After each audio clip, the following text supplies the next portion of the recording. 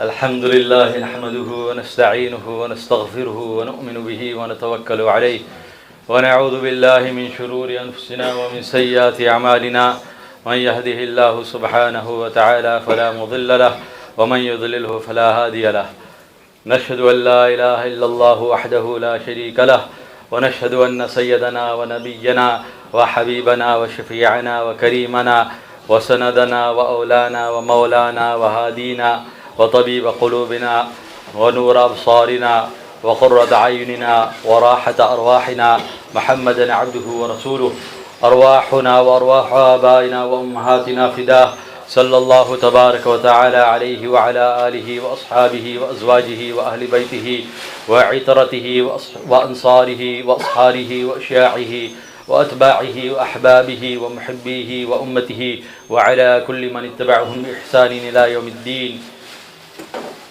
وعلينا معهم أجمعين أما بعد. MashaAllah, lovely to see so many brothers here today. But I wonder why everyone is sitting so far from me. Must be my aftershave or lack of it. Come on brothers, fill the gaps. Bismillah. Brother Ijaz was saying, and yet we still didn't move. Fill the gaps. We know the hadith. You sit in a gathering and you have a gap, shaitan is there. And then he will play with your mind and he won't let you listen. You stand in the sufuf for the salat and you leave a gap, brother Iblis is there and he'll mess your salat up, and he does it all the time. So there should be no gaps in front of us. Jazakumullah, Allah Ta'ala reward you. Brother, a person who moves forward, Allah Ta'ala will move him forward. Allah Ta'ala accept your moving. Second request, brothers, is please switch off your mobile phones. Don't even leave them on vibrate. And please don't text during the bayan. And please don't talk between yourselves. The more reverence we show to the kalam of Allah and His Rasul sallallahu alaihi wasallam, the more Allah Ta'ala will give us the tawfiq and the ability to practice. And if we don't show the due regard, then Allah Ta'ala has no need for us. أَنُلْزِمُكُمُوهَا وَأَنْتُمْ لَهَا كَارِهُونَ. Allah Ta'ala says, do you think I'm going to toss hidayat upon you and you don't want it? It's not going to be like that. We have to move forward. Brothers who are on the sides, leaning, if there's no disability, then please don't leave on the walls and on the pillars. We ask ourselves that, if an MP came, if the mayor of Hayes came, we wouldn't be leaning. Even if he's a non-Muslim, we would show utmost reverence. This is the talk of Allah and His Rasul sallallahu alayhi wa sallam.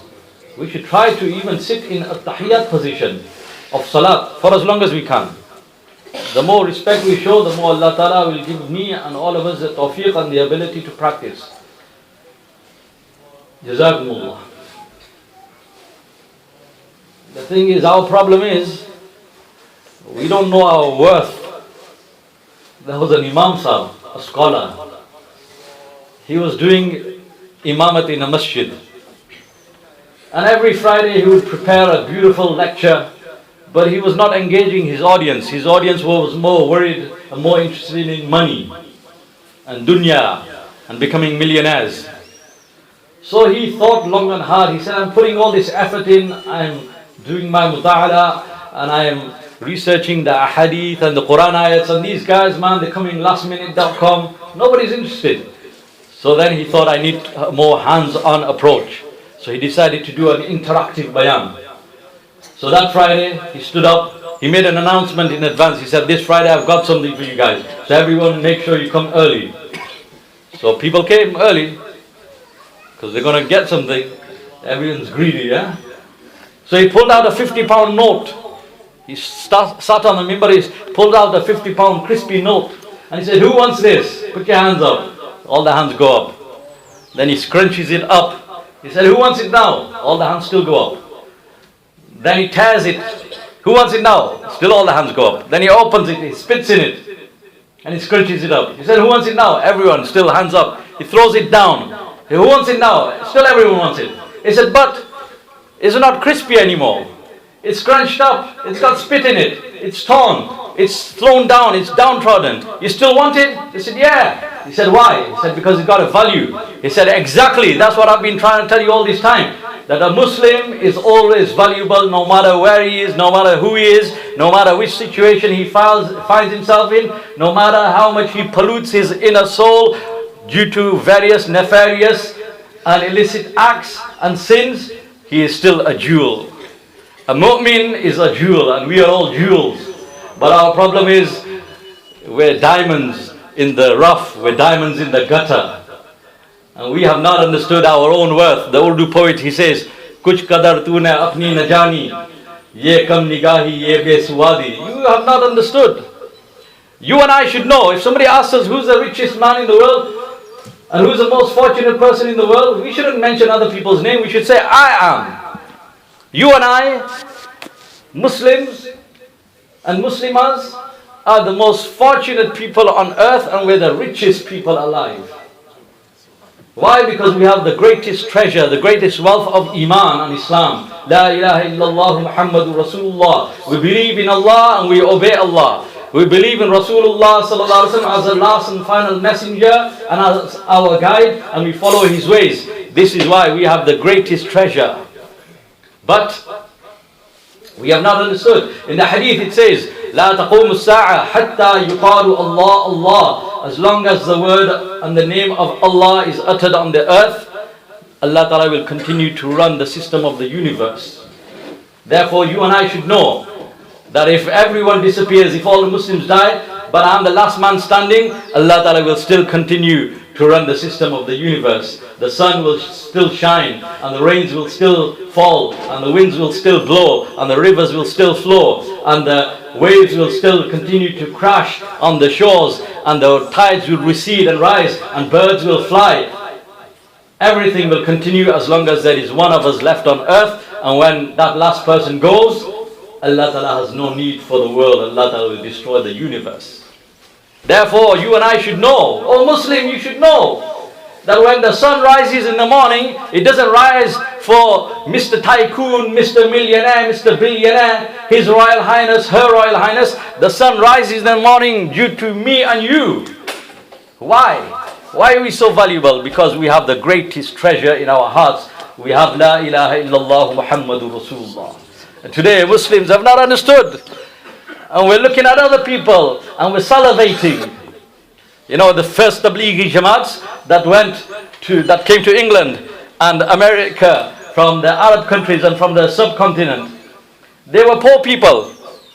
And the elders, when they give them hidayat, when they give them advice, they said to them that you're going to a place, you're going to a country where there's an excess of wealth.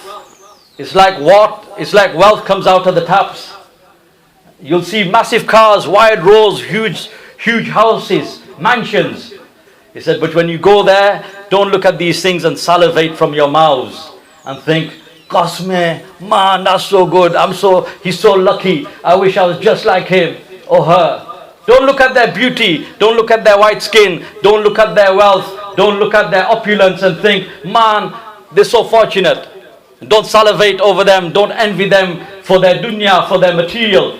Instead, look at them and think that they have everything, but they don't have Iman and Islam. They are the poorest people alive. They are paupers. They have nothing. And then the elders used to say that Allah Ta'ala does not spread hidayat through a person who looks at the dunya of others and salivates from his mouth. Allah Ta'ala उस शख्स से दीन की खिदमत नहीं लेता कि जो लोगों की दुनिया देखकर मुंह से राल टपकाता है. Instead, Allah Ta'ala makes that person a beacon of hidayat who looks at people's opulence and wealth and realizes that this person is a winner in the dunya. But if he or she does not have Iman and Islam, if this person does not have good a'mals, good actions, then this person will become the fuel of the fire of Jahannam. فَاتَّقُوا النَّارِ الَّتِي وَقُودُهَا النَّاسُ وَالْحِجَارَةُ. Fear the fire of Jahannam, the fuel of which is stones and men, humans. Therefore, they said that don't look at their wealth और मुंह से राल मत टपकाओ, बल्कि उनकी बेदीनी देखकर आंखों से आंसू टपकाओ. Rather, look at their irreligiousness, look at their distance from Allah, and shed tears from your eyes, not saliva from your mouth.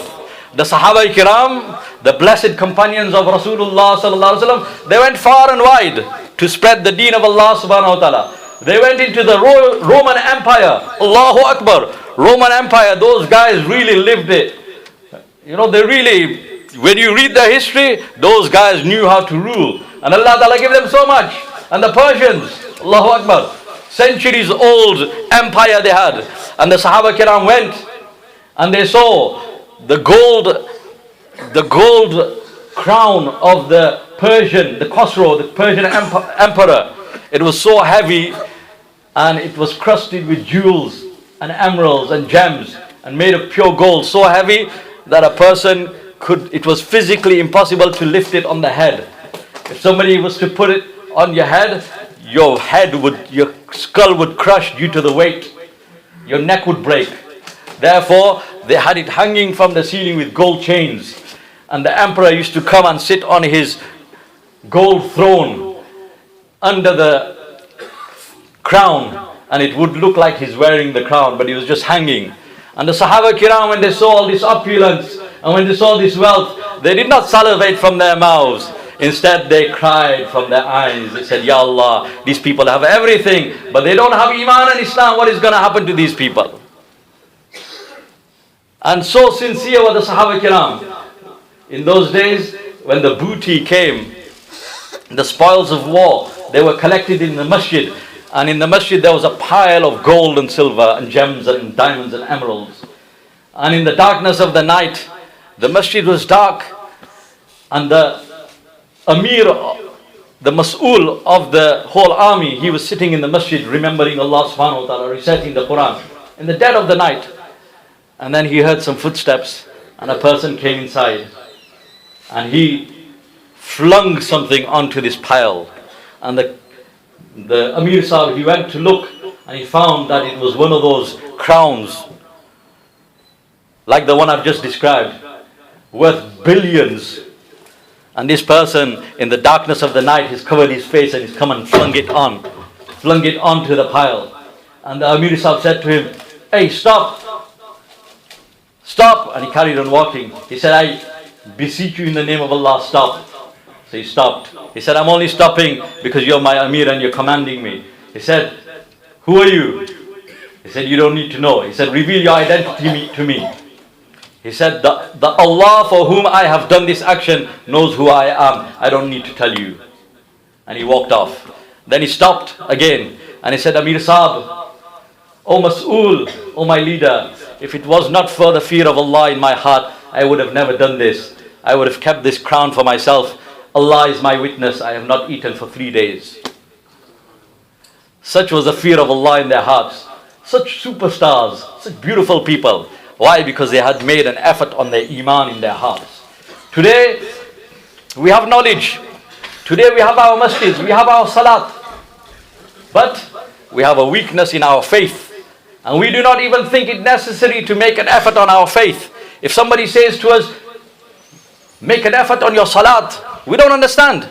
Say, I've learned salat. Say, no, make an effort on your salat, on your Iman. Say, why? Iman, I pray kalima. I don't need to make an effort. No, you do. Because the Sahaba Kiram, ta'allamna al-Iman thumma ta'allamna al-Quran. The Sahaba Kiram, they say, we were with Rasulullah sallallahu alaihi wasallam. وَنَحْنُ فِتْيَانٌ هَذَاوِلَ. We were young youth in the company of Rasulullah sallallahu alaihi wasallam. And first and foremost, we learned Iman, then we learned the Quran.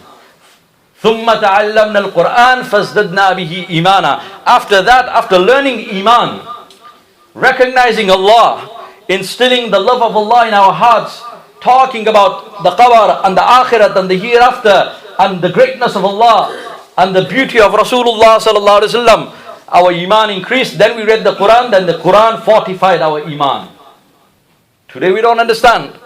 Today we think, I just need a bit of knowledge. I'm practicing, so what? No more. No. One youngster went out in the path of Allah, went out for 40 days. And when we go in the path of Allah 40 days, then we go out and we invite others. Because it's our responsibility to invite others. It's not enough for me that I am performing my salat. It's my responsibility. I am the follower of Rasulullah sallallahu alaihi wasallam. I am responsible for the whole of the ummah. Muslims as well as the non-Muslims. And yes, we should be preaching to the non-Muslims, but let's first of all put our own house in order. Our Muslims are not praying, so we have to go out and call them. This youngster went out for 40 days and then he steps out of the masjid to call other youth to the masjid, and he's got his companion with him, and they walk, and eventually they get to a street corner. They find 4 young men standing on the street corner. So they think, let's go to them, let's talk to them, let's call them to the masjid.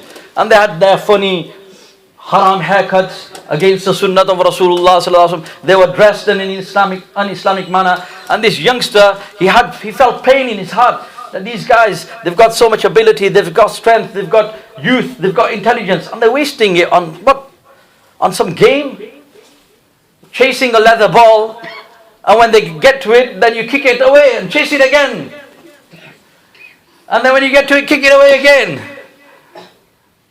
Football. What are we wasting our lives and our energies? This youngster, he felt bad for them, so he went over to them. He started talking to them about Allah and His Rasul sallallahu alaihi wasallam, about the qabr, about the akhirat, that this life is very short. We've been sent into this life for a very short time, and this life is a test. And in this test, we're all being tested. Every single human being is being tested.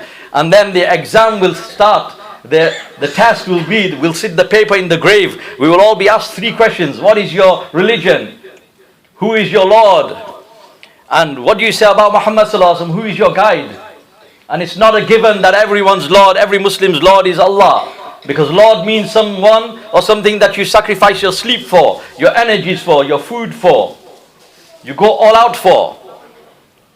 So now let's ask ourselves, who do we sacrifice all these things for? Or what do we sacrifice these things for? Sometimes it's a sport. Sometimes for somebody it's their shop. Sometimes it's their wealth. Sometimes it's their wife. And who is your guide? Have we made Rasulullah sallallahu alaihi wasallam our guide, our model, our example? Are we following other people's examples? People who don't even know how to eat, who don't know how to go to the bathroom, who got no way of life. We're following them. In the grave we will be asked these questions. What preparations are we making? So he talked to them about these things.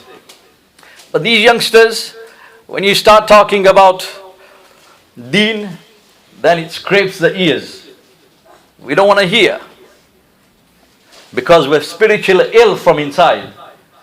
You make the nicest pizzas and nicest fried chicken and chips. I think that's on the menu today, inshallah. Hang fire. Hold on in there, brothers. We got it coming. You make the nicest food.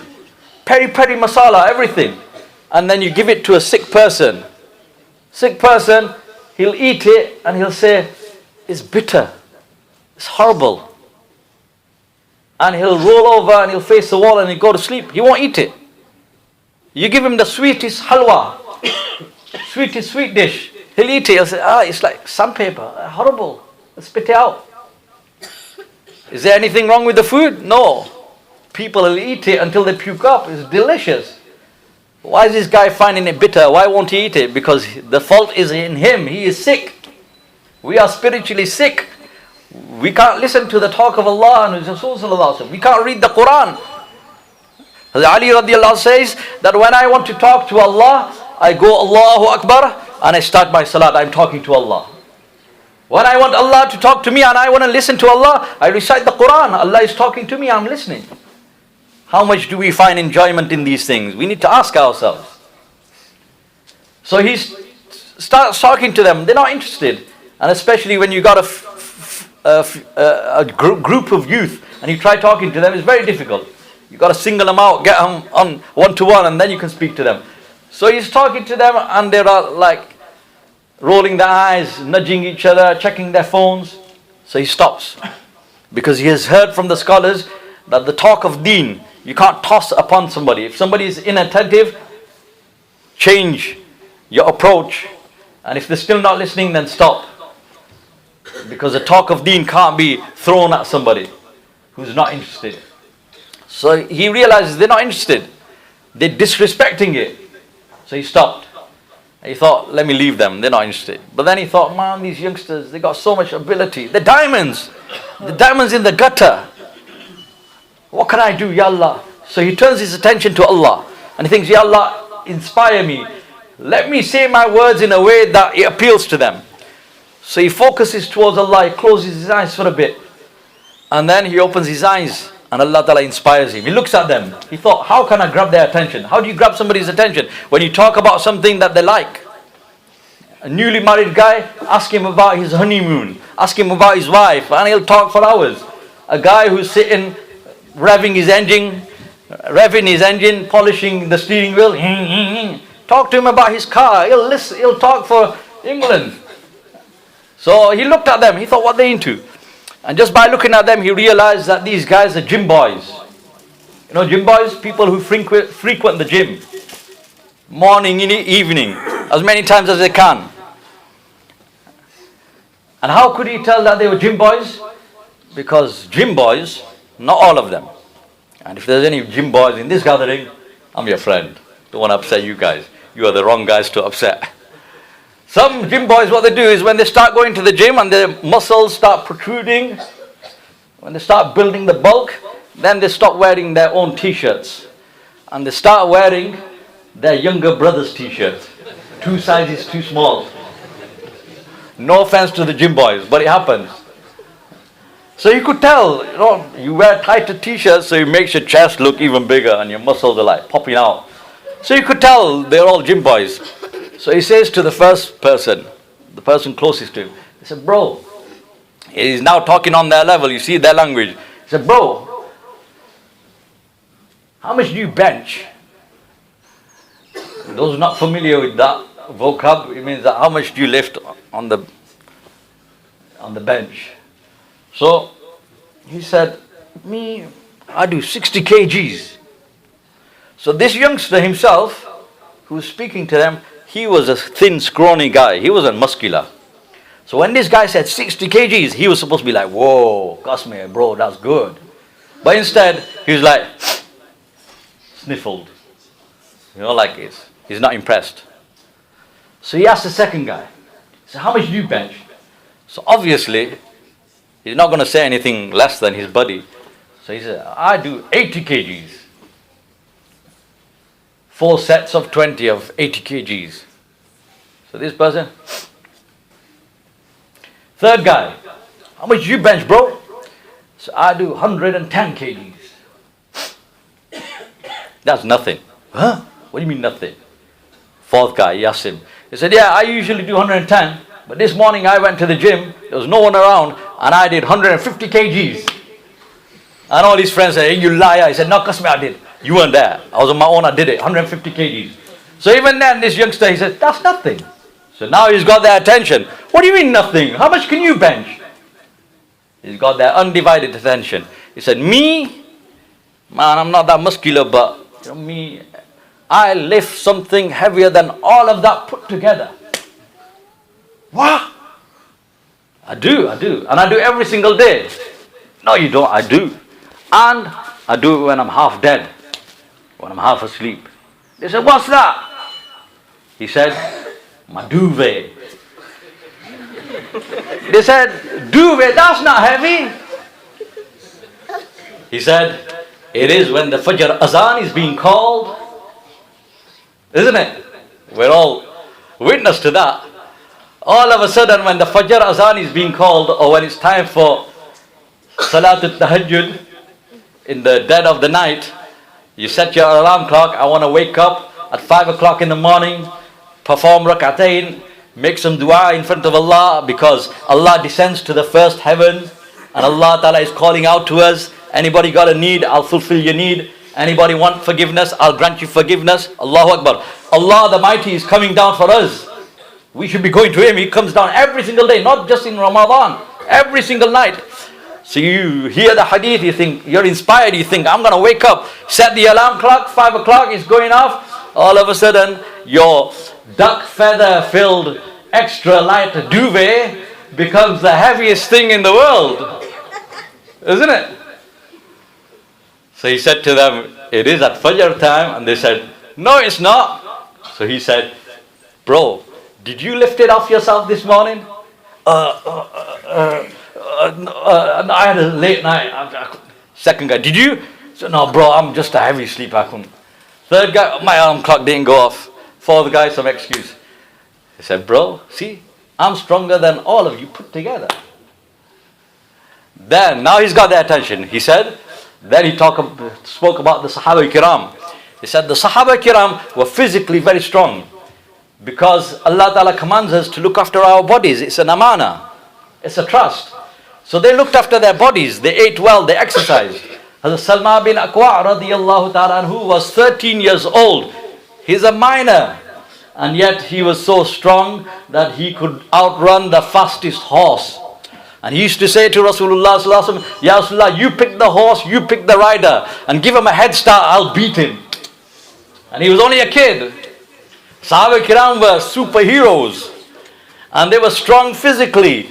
And yet they were stronger spiritually inside in the Iman.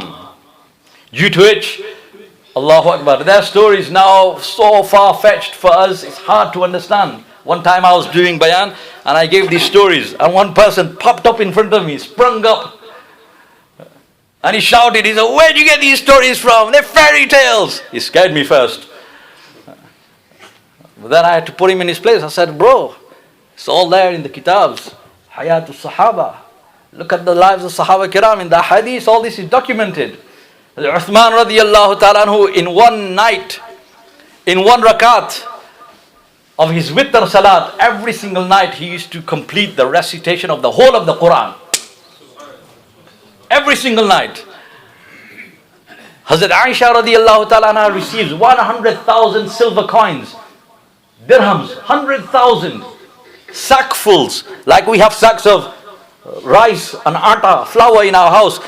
She was sent from her nephew sackfuls of silver coins. She said, what am I going to do with this? I am for the akhirat. I am for the hereafter. So let me better my akhirat. Allahu Akbar. She is the wife of Rasulullah sallallahu alaihi wasallam, the daughter of Abu Bakr Siddiq radiyallahu ta'ala anhu. And she says, what am I going to do with this? Distribute it. She has it spread out in front of her. She sends someone to make an announcement in the streets of Medina. People come from morning to evening until she has distributed every single silver piece. 100,000. Think about that. In this day and age, that comes to millions of pounds. And that's not the most amazing part of the incident. The most amazing part is by the night time, by sundown, everything had gone. And then she said to her maid, bring the food, let us do iftar. She was fasting, voluntary fast, nafil fast. So the maid brings the stale coarse bread, which can hardly be broken, let alone chewed, and stale oil, which is smelling. And as they dip their breads in it and start eating, the maid says, today you had 100,000 silver coins. How nice it would have been if you left one behind for yourself. That I would have gone to the market, I would have bought some meat, and I would have cooked a proper meal, and we could have done a proper iftar. And Aisha radiallahu ta'ala anha says, what does she say? You should have reminded me earlier. Allahu Akbar. You should have reminded me earlier. She got patches in her clothes. Her stomach is empty, and she doesn't even remember her own need. Who are these people? And what affiliation do we have with these people? And why were they such superstars? And what have we done to fall from the esteem of Allah subhanahu wa ta'ala? What have we done that we're lying in the gutters? We haven't made the effort, brothers. We've drifted. We've forgotten them. Sahaba Kiram, Allahu Akbar. And they themselves, they say, how did we become such superstars? We made effort on our Iman. Rasulullah sallallahu alaihi wasallam, when he got prophethood, came down from Mount Hira, there were 360 idols in Ka'batullah.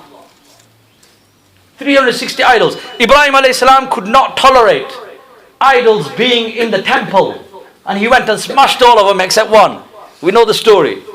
So how could Rasulullah sallallahu alaihi wasallam, the Habib of Allah, the leader of all the prophets, how could he tolerate 360 idols in the Ka'batullah? He couldn't tolerate it, but he did sabr. He didn't go and smash them like Ibrahim alayhi salam did. Ibrahim alayhi salam's approach was correct, but Muhammad sallallahu alaihi wasallam's approach was even better.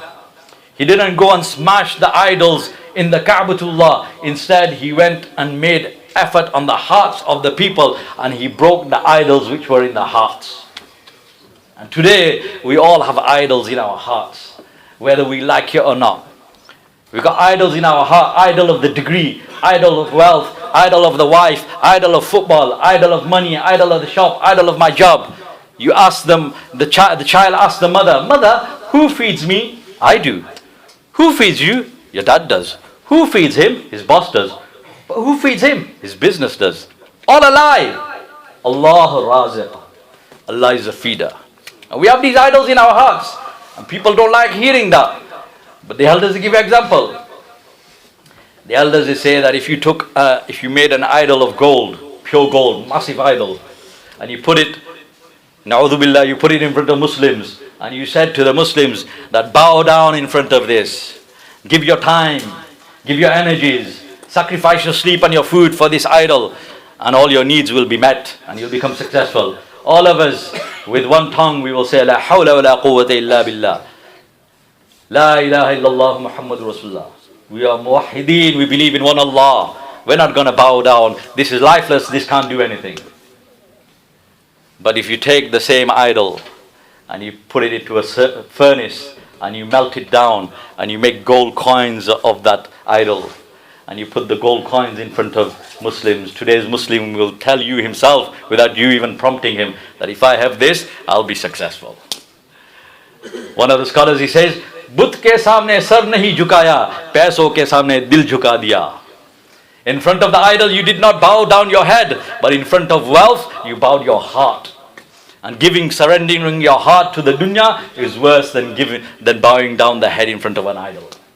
Today we all have these idols in our hearts, brothers, and we gotta sweep our heart. We gotta clean the heart, just as a person who is palid, who is impure, he needs a bath. He cannot come into the house of Allah. He can't come, he's not allowed to come into the house of Allah. In the same way, Allah does not go into the heart which is filthy. Today our hearts are filthy, filled with dunya, love, avarice for dunya, for the things of the world, cars, bling, houses, all these things. But in fact, brothers, we should only have one in our hearts. Tha bhi tu, hai bhi tu, hoga bhi tu hi tu. Oh Allah, before you were, now you are. Afterwards, only you will be. You were doing before. Whatever has happened, Allah has done. Whatever is happening, Allah is doing. Even a leaf cannot fall off a tree without the permission of Allah subhanahu wa ta'ala. In the future, whatever will happen, Allah ta'ala is the doer. And only Allah ta'ala is a mighty. Allah ta'ala is all powerful. Allah ta'ala is the only one who can help us and solve our problems and the problems of the whole of the world. And we have to bring Allah into our hearts, brothers. Today we have not made the effort. So the effort is that we make the effort of the Sahaba Kiram, striving out in the path of Allah subhanahu wa ta'ala, bringing Allah into our hearts, creating the love of Allah in our hearts, creating the love for Rasulullah sallallahu alaihi wasallam in our hearts, true love, and creating a zeal, and creating a hunger, and creating a thirst for Jannah in our hearts. Today we talk about paradise. Nothing. Some time ago I was doing a bayan and I started talking about Jannah. Everyone sitting in front of me, miserable. Everyone looking miserable. I had to stop. I said, brothers, I'm talking about Jannah, not Jahannam. Cheer up. Sahaba Kiram. One villager, he came to Rasulullah sallallahu alaihi wasallam. He said, Ya Rasulullah, tell me about Jannah. Rasulullah sallallahu alaihi wasallam started describing Jannah. He said, Ya Rasulullah sallallahu alaihi wasallam, will there be grapes in Jannah? He was fond of grapes. He said, yes, there will be grapes in Jannah. He said, Ya Rasulullah sallallahu alaihi wasallam, how big will the bunch of grapes be? Rasulullah sallallahu alaihi wasallam said, in Jannah everything is magnified. All pleasures, everything bigger, better. Rasulullah sallallahu alaihi wasallam said, a crow, if it flies in one direction continuously for 1 month, doesn't go left or right, doesn't sit, doesn't tire. 1 month, the distance that it will cover, bigger than that will be your bunch of grapes in Jannah. So, Ya Rasulullah, that will be enough for me and my wife. Rasulullah sallallahu alaihi wasallam said, it will be enough for your whole tribe. And he asked him more and more questions. And Rasulullah sallallahu alaihi wasallam continues to describe. And he keeps on asking. And Rasulullah sallallahu alaihi wasallam does not tire. And Umar radiallahu anhu says, stop asking now. Rasulullah sallallahu alaihi wasallam said to Umar, he's asking me, not asking you. Let him ask. And he continued asking, and he's getting in a state of ecstasy, enjoyment, until he shrieks and he drops dead. And Rasulullah sallallahu alaihi wasallam said, the ecstasy and the anticipation of Jannah has killed your companion. Such were the Sahaba Kiram. Today we talk about Jannah, nothing. But talk about a sale. There's a sale. Black Friday. Everyone gets excited. Because we have dunya, these idols are in our hearts. Jannah, Allahu Akbar, Rasulullah sallallahu alaihi wasallam says, a person will go to Jannah. You and I will enter into Jannah. And Jannah has not been created for the lions and tigers and bears and elephants. Jannah is for you and I. We are on the earth. Our Jannah has already been created. And Allah Ta'ala every day is decorating our Jannah for us. All we got to do is get in there. That's a test in this world. Rasulullah sallallahu alaihi wasallam said, whoever performs 5 times salat, whoever recites 12 rakats every day, 12 units every day, Allah Ta'ala at the end of the day will build a palace for him in Jannah. When I read that riwayat, I'm weak in amal, so I said 12 rakats, bro, inshallah. I can't do that. 12 rakats. But then I read further, Allahu Akbar, how easy Allah has made it. What is meant by the 12 rakats is the sunnati mu'akkada. The sunnah that you have to pray anyway. You have to pray the farz, you have to pray the wajib, you have to pray the sunnati mu'akkada. So whoever is punctual with their salat already automatically reads the 12 rakats anyway. 2 rakats before fajr's farz. 4 rakats before Zohar farz. 2 rakats after Zohar farz. In Asr it is ghair mu'akkada. You don't have to pray, but if you pray, Rasulullah sallallahu alaihi wasallam said, Allah Ta'ala will have mercy on the person who performs the 4 before Asr. And we're all in need of Allah's mercy. So we should do.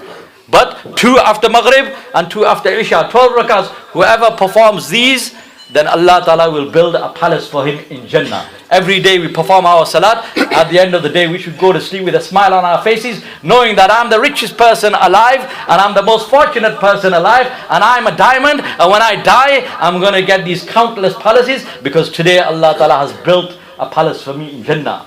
Allahu Akbar. How easy it is. And Rasulullah sallallahu alaihi wasallam said, the lowest standard of Jannah, the last person to be entered into Jannah, last person, meaning the person who will be first flung into the hellfire due to his sins. But at the end of the day, he still had iman in his heart. Allah Ta'ala will eventually, after millions, billions of years, pull him out and cleanse him and give him a bath, due to which all the blackness will go off him, and then his skin will become pure white milk.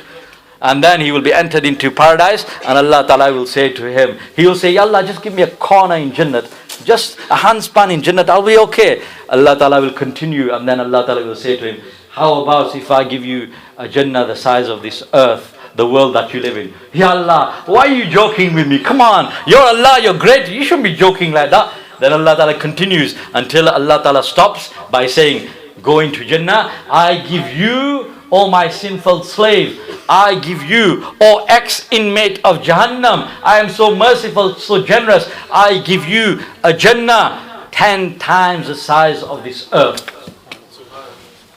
That's the last person. And in the descriptions where Rasulullah sallallahu alaihi wasallam describes Jannah, he's usually talking about the lowest standard of Jannah, because the highest standard cannot even be comprehended. أعددت لعبادي الصالحين ما لا عين رأت ما لا عين رأت ولا أذن سمعت ولا خطر على قلب بشر. Allah Ta'ala says himself, the Jannah that I have prepared for my obedient slaves, no mind has ever comprehended, no eye has ever seen, no ear has ever heard of. If you're into art like me, sometimes if you go down to the galleries, they have paintings, massive painting, oil painting, massive. And the title was Depiction of Paradise. This artist had imagined what Jannat is like, and he's painted a picture of Jannah. Amazing picture. You could stand there for hours marveling at this, and you think, Allahu Akbar, is this what Jannat is like? Allah Ta'ala says, no. My Jannat is far better than that. No mind can even begin to comprehend the paradise that I have prepared for you. One palace that Allah Ta'ala creates for the lowest level of Jannati, his palace will have 60,000 rooms. Allahu Akbar. We should be happy, excited. This for you and me. And Each palace will have, each room, 60,000 rooms. And every room will have 60,000 doors leading into it. And every room will be filled with golden chairs and beds and silken bed sheets. And upon every bed will be a beautiful woman of Jannah. So beautiful that if she was to spit into the oceans of this world, all the salty oceans of the world would become sweet. Few milliliters of her spit, enough to make all the salty oceans sweet.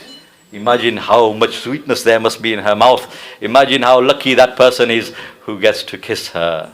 Imagine the person who gets to give her a French kiss. How lucky he is. And I'm going to stop there because there's children here. All this is for us. What have we done for it? Rasulullah sallallahu alaihi wasallam says a person will go to the gate of Jannah. When we will be told to go to the gate of Jannah, we will stand there, we will marvel at it, it will be amazing. We'll stand there for 40 years marveling at it. And there's somebody in this gathering thinking, now come on, that's just next level, that's exaggerated. So I say to those people that there's examples of that in this world also. Because in the world we say, time flies when you're having fun. If somebody rolls up outside the masjid in a Fiat Punto, 10 years old, nobody will give it a second glance. Somebody drives up in a Aston Martin or a Bugatti, will be like, Cosme, whoa, check those rims, whoa, leather interior, mahogany dashboard, whoa, bro. If the guy lets us sit inside and stuff, we'll be absorbed in it. And before you know it, whoa, I'm late for school, I'm late for college. 1 hour has passed. How? Because time flies when you're having fun. That's one example that I give. Another example, I'm a school teacher. I've taught for many years in state school, secondary school. So when every year, near the end of the year, they go for the trip. So when we're going for our trip, teachers don't like to go. I used to love going. Because the teachers usually they stand around in their anoraks and complaining and waiting for the kids. I used to go on the rides with the kids. If you can't beat them, join them. So we'd go on these rides and the kids would have a great time. And the teachers would always be complaining, the weather was bad, it was raining and Jamal took too long on the ride and we couldn't leave until we found Jamal and all this sort of stuff. So one year they went to Alton Towers. And I couldn't go for some reason. So I stayed behind. When they came back, I called the kids that I met, the year 11s that I met. I asked them. I said, so how was it? They said, oh, Kasmir, sir, it was just amazing. Man, it was amazing. So, okay, they're telling me all this. But before that, I've asked them in the staff room, I've asked the teachers, so how did you go yesterday? So all the teachers are complaining, grumbling. Queues were too long. It was too cold. It was raining. We had to stand around waiting for the kids. I said, really? Yeah, it rained all the time. And the queues were 1 hour long, 1.5 hours long. We had to stand in the queues. Okay, that's a report I got from the teachers. When I asked the kids, they said, man, it was amazing. I said, but it was raining. No, it wasn't. No, it wasn't. They're asking each other, bro, was it raining? No, it wasn't raining. Was it raining? No, it wasn't raining. It was raining. The teachers are in the anoraks. They got soaked. And these guys were in the t-shirts, in the thin tops. They got soaked. But they didn't even realize. I say it was freezing. No, it wasn't. It was perfect weather. I said the queues were dead long, 1.5 hours. No. About 5 minutes. Why? Why? The same person, teacher was standing in the same queue, and the kid was standing in the same queue. Both have got different perceptions. Why? Because time flies when you're having fun. So if there's examples like that in the dunya, why not in Jannah can we stand there for 40 years marveling at the gate of Jannah? And the angels will come and tap us on the shoulder and say, what are you doing? Say, wow, look at this. They said, this is nothing. This is the outside of your Jannah. Go inside. Check out what's inside it. Allahu Akbar. And we will go inside in one riwayat. The first person that comes to greet us, we will fall into sajda. And the angels will say to us, Lima sajadta? Tap us on the shoulder. And the person will say, why did you do that to me? And we will say, are you not my Lord? Are you not my Allah? Because I had heard in the dunya that Allah has created a beautiful world. And Allah Ta'ala has created beautiful flowers and creatures, creation. And Jannat is more beautiful, and beautiful prophets, Yusuf alayhi salam, Muhammad sallallahu alaihi wasallam, beautiful people. And above all of that, Allah Ta'ala is the most beautiful. Laysa kamithlihi shay. And I've never seen anyone more beautiful than you, so you must be my Allah. So the person will say, no, I'm the lowest servant from your hundreds of thousands of servants that Allah Ta'ala has appointed to serve you for eternity in your Jannah. Allahu Akbar. Don't do sajda to me. Your Allah is in there. Go see Him. And then we will walk on a little bit more, and then we'll fall into sajda when we see the second person coming. And they say, what are you doing sajda for? And we say, are you not my Lord? He said, no, I'm just one of your servants. And then we'll keep on advancing, falling into sajda, and they're like laughing at us, saying, wow, bro, stop doing that now, it's irritating, come on. Until eventually we'll come upon someone so beautiful, the sun will be shining out of their faces. And we'll say, Allahu Akbar. And the person will say, no, I'm just an angel, I'm here to serve you. I'm not your Lord. Your Allah is in there, go see Him. Allahu Akbar. All these pleasures are for us, brothers. But we've got to make an effort. A maths teacher sets a test. And Jamal, if there's anyone called Jamal in here, apologies, it's just a random name I picked out. Is there a Jamal here? Allah ka shukr. Jamal, he's not been paying attention. He's a bad lad. He's not revised or anything. And he hates the teacher and he hates the subject. So when the teacher sets a test and takes all the kids, all the year 11s into the hall, and they're all sweating away 2.5 hours doing the paper, Jamal, the paper doesn't mean anything to him. He might as well be in Russian for him. So what does he do? He's coloring in, he's drawing funny caricatures of the teacher. And the teacher's walking past looking over his shoulder and thinking, okay. He's taking mick out of the teacher, but the teacher won't say anything. For 2.5 hours he can have his fun. He can sleep, he can draw funny caricatures, he can swear at the teacher, he can mess up. Nothing will happen. But then when the time is up, then the teacher will take him to task. When the results come out, he will fail. And then he'll be taken to task. In the same way, in this world, we're in an imtihan, we're in an exam. Somebody wants to obey Allah, Allah won't send down, you don't pray Fajr Salat and then suddenly find gold coins under your pillow. It ain't gonna happen. It ain't gonna happen. In the same way, a person disobeys Allah, bolt of lightning isn't gonna strike him down. A person obeys Allah, Allah Ta'ala lets it be. A person disobeys Allah, Allah lets it be. Because we're in an exam. This is not the day of result. The day of result is Qiyamah. The day of Hisab, where the reckoning will take place. And then those of us who've been striving for the deen of Allah and doing good actions, Allah Ta'ala will then repay us hugely, generously. And then we'll be in bliss forever and ever. And those people who messed Allah's law and who disobeyed Allah thinking it's all good, man, nothing happens, then Allah Ta'ala will take him to task. So Allah Ta'ala give us all the tawfiq.